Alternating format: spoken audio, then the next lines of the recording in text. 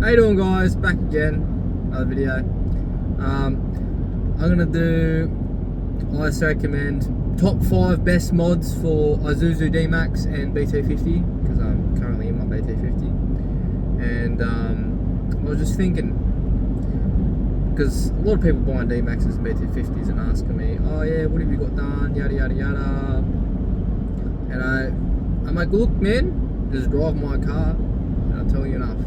So okay, so number one I recommend is a throttle controller, because these bone stock without one is like the laziest pedal fill you'll ever feel in your life, and it drives like a dog.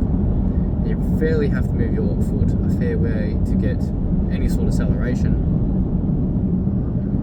which is no good for, say, your generic driver and that sort of stuff that wants to cruise on the highway and that sort of stuff and actually needs to pull out. You actually have to move your foot probably 50 mil at least to get maximum throttle, which is like heaps compared to like 5-10 mil. That's number one. Number two, EGR, turn that shit off. That's fucking disgusting. EGR delete cable or whatever you're gonna put in it for the in between the airflow sensor. Delete cable's like $80 or something. You know, all it does is trick the ECU. It says it reads at like 0 degrees or -8 degrees air temps. So the EGR doesn't open because it's too cold outside. That's all that does, you know. Or get a tune. But, you know, tune's a tune. EGR cable's EGR cable. That's number two, EGR cable.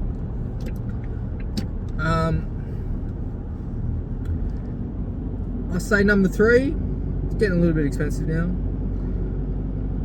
Trans coolers, you'd be surprised. These bone stock, these BT50s and Isuzus, tend to run very hot in the gearboxes because the transmission tunes are quite garbage. So they are garbage. And I've come to the realisation before I had the trans coolers done, the trans would actually overheat, but you wouldn't know it because you always complain, oh, it's always hunting between gears and that sort of shit. It's always hunting. It's hunting on the highway. It's hunting going up hills. It's going unlocking the converter, locking the converter, and it'll do that non-stop the whole time driving, all the time. Right.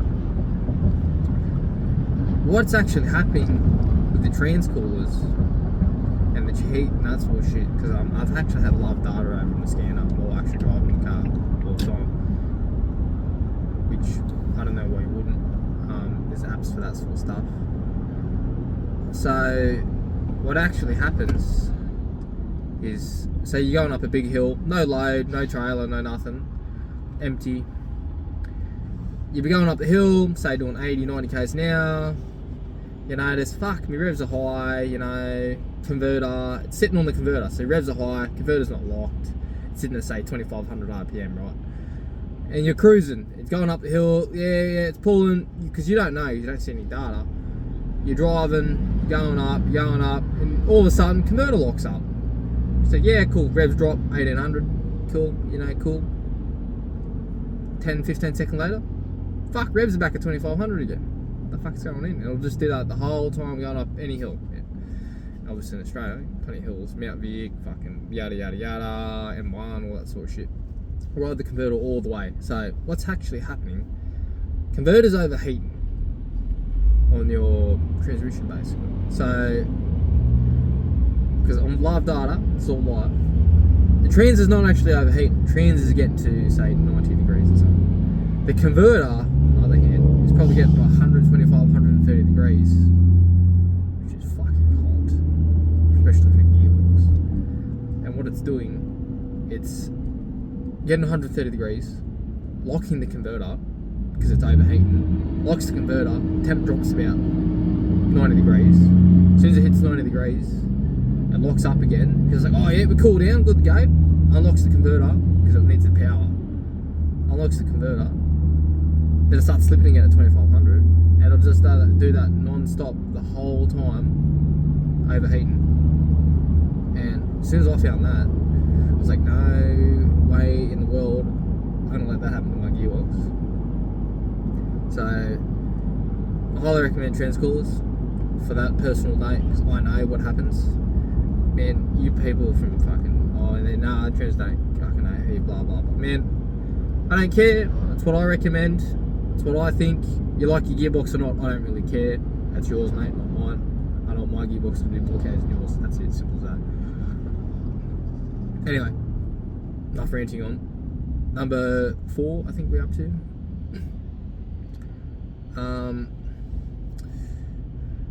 Tune, really do. Tune, exhaust, yada yada yada. I got all that shit. Tune, DPF delete. Shouldn't delete DPF if you guys are eco-friendly. I highly don't recommend to delete your DPF, but they are shit. They are shit. I've seen them, I've driven with them, I've lied data on them, but I recommend DPF delete and tune. You know, because they're fucking shit. There's a rock on the road, man. I recommend that. Tune, I make 200 horse at 650 newton meters at the tyres, 30.5 stock tyres, more interested in big tyres. So you put 33s on it, you might make 600 newton meters. A lot more stress. But yeah, you turn the EGR off, DPF delete, a little bit on the DPF. If you actually seen live data on the DPF, it gets 600-700 degrees easy on the EGTs, which is way too hot for a diesel. I don't give a fuck. Man, from a diesel mechanic, it's too hot. Anything over 550, 600, way too hot.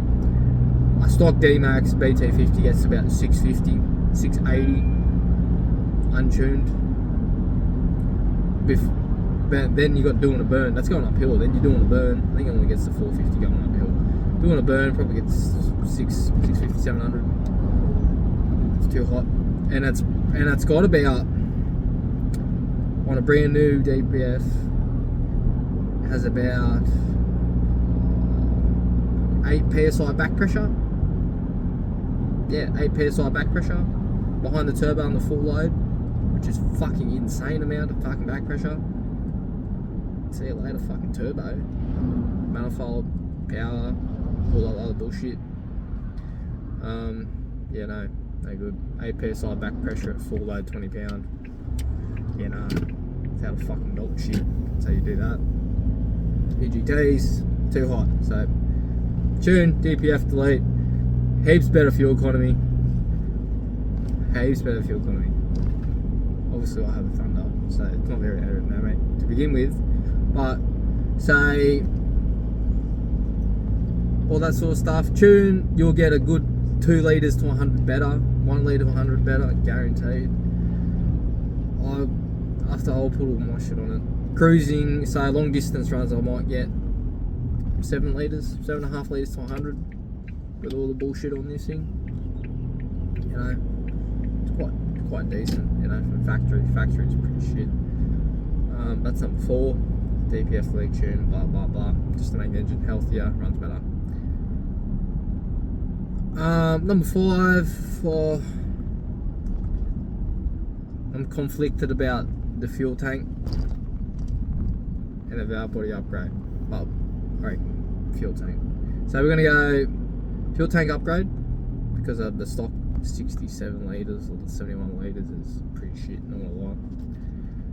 You don't get very far, surprisingly, especially in the 4-wheel drive.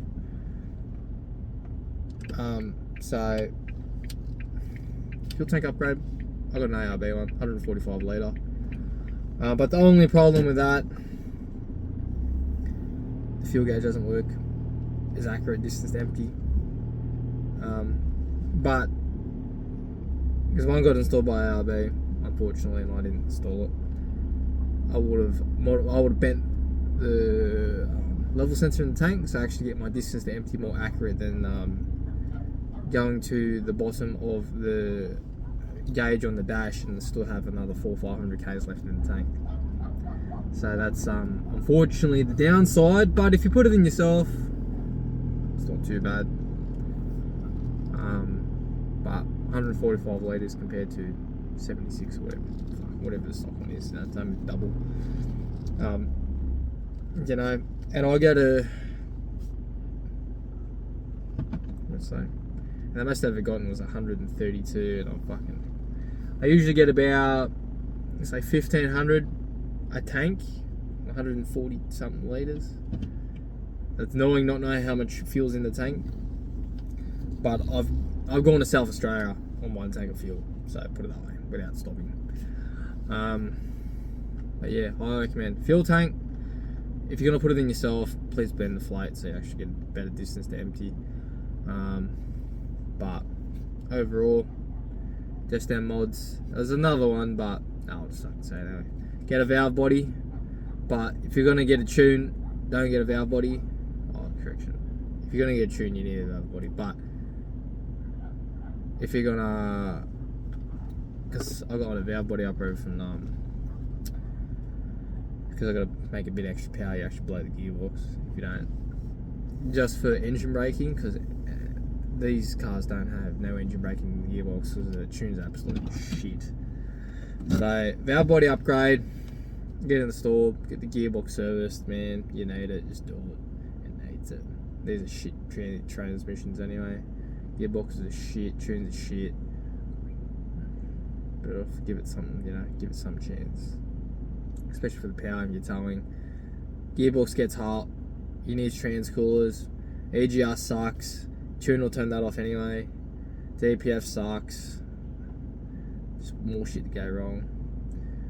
You know, but besides that, but that's the high recommended mods I recommend for your Isuzu 4JJ3 engines. Any platform. But yeah, that's what I recommend. You guys might think different. That's up to you. Don't really care. It's my personal list. Based off, I've modified everything in everything I own, and anything in everything. If you're gonna keep the car, do it. If you're not gonna keep the car, don't worry about it. Anyway, cheers out. Peace. See you next time, guys.